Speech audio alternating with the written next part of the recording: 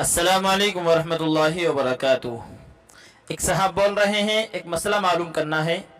किसी शख्स ने इमाम के पीछे नमाज फ़र्ज़ अदा की, इमाम की 3 रकातें हो चुकी थी।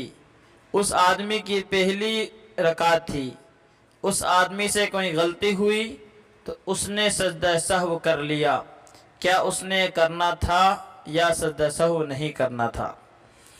सवाल असल में ये है कि अगर कोई आदमी इमाम के साथ तीसरी रकात में शरीक हुआ और इमाम के साथ जो नमाज पढ़ रहा था उसके अंदर कोई ऐसी गलती उससे हो गई जिससे सजदा सहव वाजिब हो जाता है, तो उसके ऊपर सजदा सहव होगा या नहीं?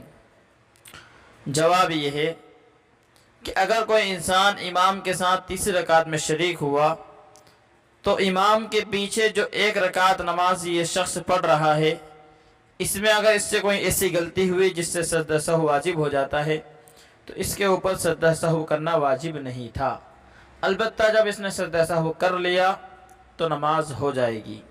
याद रखें, अगर इसी शख्स से इमाम के सलाम फेरने के बाद जब ये अपनी बकिया रकातें मुकम्मल करेगा उस वक्त में इससे कोई गलती हो जाती है या सजदा सहव वाजिब हो जाता है तो फिर इस शख्स पर सजदा सहव करना वाजिब होगा।